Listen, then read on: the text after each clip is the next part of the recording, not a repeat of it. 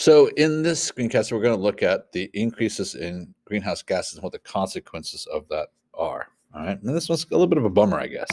Okay, so global warming, climate change has a number of noticeable impacts it has. So, for instance, this picture is of a glacier in Iceland that they actually had a funeral for, and they put a plaque, like a gravestone, marking the day that this glacier stopped being a glacier, and putting down, pretty interestingly, what the carbon dioxide level of the atmosphere was on that day. And in the future, we'll look back and it'll be pretty stark. Okay, now, so here's the deal. As greenhouse gases accumulate in the atmosphere, primarily carbon dioxide, we see a change in temperature. So temperatures over the past century have already gone up about a degree. And depending on how things go, the temperature is likely to go up maybe about another 2.5 degrees if we do the right thing. If we don't, it could go up 4 or more degrees, and that's pretty scary. This may not seem like much, but the consequences of these temperature changes are pretty significant. So we need to just dial in on those and see what some of the specific potential impacts of this are. So let's just look at, here's the big takeaway. Global warming basically causes the following problems. It causes the melting of the world's glaciers, pretty significant melts right now. As these things melt, we see changes in sea level. So the sea level rises as a result of this. We see an expanding range of tropical diseases as the insects that carry them as vectors can live in more places. We see more mega droughts and resulting desertification. We see more forest fires, uh, tropical storms having more strength to them, and we see the change in the range of many species as well as the extinction of many species. So let's just look at this. Like I said, it's going to be a little bit of a bummer. So as temperatures go up, ice melts, right? So glaciers melt all over the planet. And some places quite stark. So, there are many places where the glaciers used to flow down miles, and now they're way back and hard to find. It's sad. I mean, your children probably won't be able to see a glacier. They're just all melting away. And that's because of all the carbon dioxide put in the atmosphere. Now, it is pretty dramatic when you look at the amount of loss in ice in terms of volume that's happened just since 1970, right? When we see that curve going up for carbon dioxide, we see the ice going down as well. So there's this radical drop in the world's ice. Well, what happens if it all melts? Well, if all the glaciers in the world melt, which they won't in your lifetime, but if they were to, considering the fact that 1.7% of all the water on the planet is located in glaciers. Well, when glaciers melt, it goes into the ocean. So that means the ocean has to get bigger, right? And so basically, if we melted all of the glaciers on the planet, Greenland, Antarctica, all the mountains, sea level would go about 70 meters. 70 meters is a lot, people. And basically, if that happened, every single city along the coast of the world, it would be underwater. Okay. And some of them are going to happen too, regardless. I mean, even the amount we're getting right now could put them at risk. In addition to sea level going up because meltwater from glaciers is going into it, the other thing is as the surface water of the ocean gets warmer, remember, thermal expansion tells us that when water gets warmer, like other substances, it gets bigger. So, when water goes from, say, 20 degrees to 60 degrees, not that it's going to go that much, but the point is, as it heats up, it gets bigger. So as we heat the ocean gets bigger, not just because water is joining up from glaciers, but just because the water itself is occupying more space as it's hotter. Now, people keep records of sea level. It's one of the things they do. And what we see is that over the past century, it's changed about 25 centimeters. And I know that doesn't seem like much, but it's pretty significant, and it is accelerating. So it seems as the way things are going right now, it's going up about 3.3 millimeters a year. So what that means, you expand that out, what that means is by 2100, so by the end of the century, it could go up by as much as a meter, like half to 1 meter, and that's quite a bit, actually. You may not think it, but it actually is.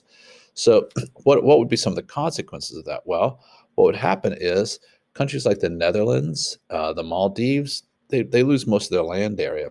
If with a little bit more going up, say by 2021, we end up seeing that like Florida is hardly there anymore. A lot of so a lot of the places, a lot of the coastal areas will be changed by this.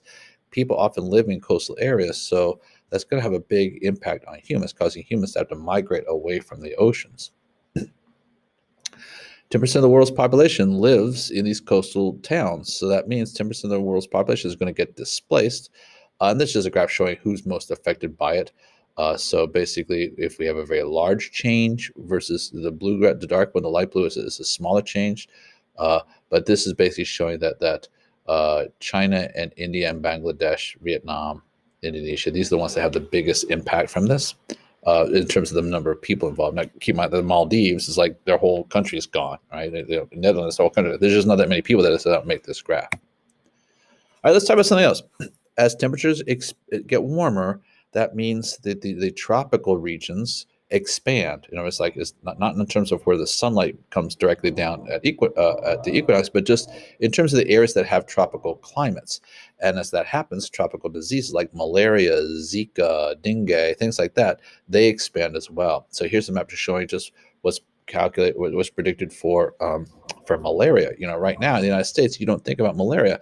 Well, guess what? Malaria will come to you instead of you going to it. So we see that lots of places in the world, shown in red here, will end up getting malaria eventually because those Anopheles mosquitoes can move there as the temperature goes up. And this is true for lots and lots of different disease vectors. So that's one of the concerns, is that everything's tied together. And so as the temperature goes up, these disease-carrying organisms can move to farther areas. Another thing that's been happening is that spring, that's a beautiful picture, isn't it? Spring is coming about 2 weeks earlier in many parts of the world, and fall is coming about 2 weeks later. That's like an extra month of growing season. So, you might say, well, that's a good thing, okay, because there's more time for humans to grow crops. True. But nature has a hard time dealing with changes when they happen this rapidly. Natural ecosystems just don't deal well with these changes. So one of the things that's happening is about half of the species on our planet are adjusting their ranges and their migratory behaviors as a consequence of this. We're talking about everything from bacteria to moles to birds to elephants. Like half the species on the planet have already changed their ranges in a way that's been noticed by scientists as a consequence of these changes in temperature.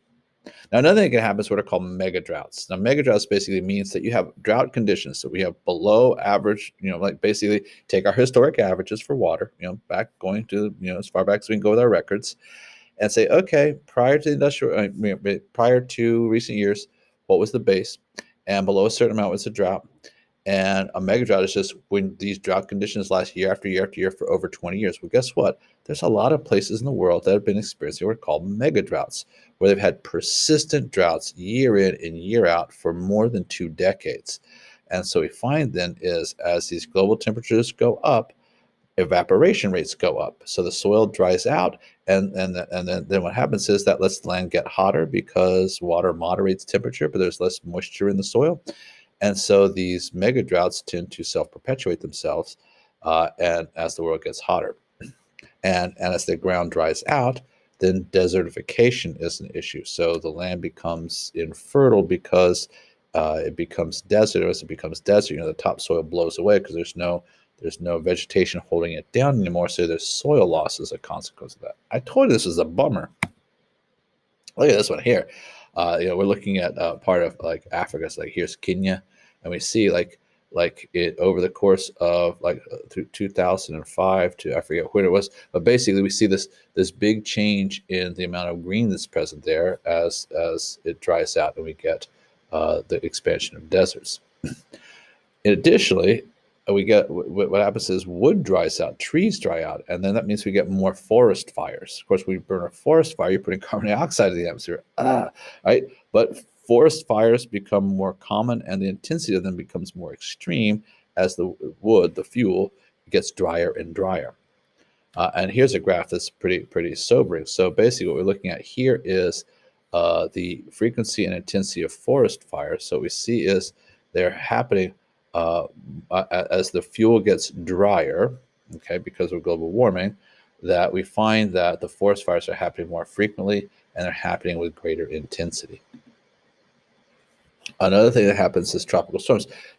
The models don't suggest that there'll be more cyclones and typhoons and hurricanes, but it does say that they tend to be more powerful, and the data is bearing that out. So category 4 and 5, the maximum power storms, they're happening with greater frequency and greater intensity, and this is expected to go up, another 10 to 15% as the oceans get warmer.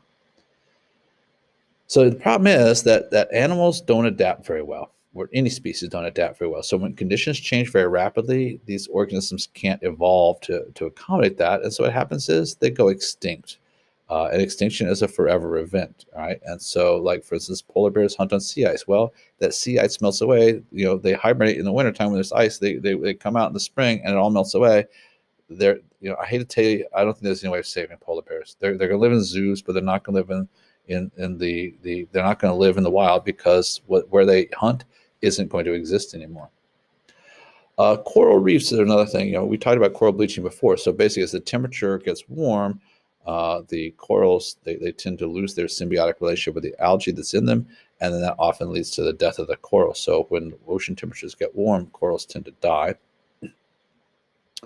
And also, like, you have other things, like in the Antarctic. Also, you have melting ice, and so there's species there that must live on ice floes, and they can't. So you end up with the extinction of species as a consequence of this. So that's our bummer lesson, guys. Okay, so you do need to know all these things that can go wrong with global warming. If you haven't got the message, it's a bad thing. Okay, we'd like to turn it around. There's ways of fixing it. So we'll have to talk about that. All right, I'm done.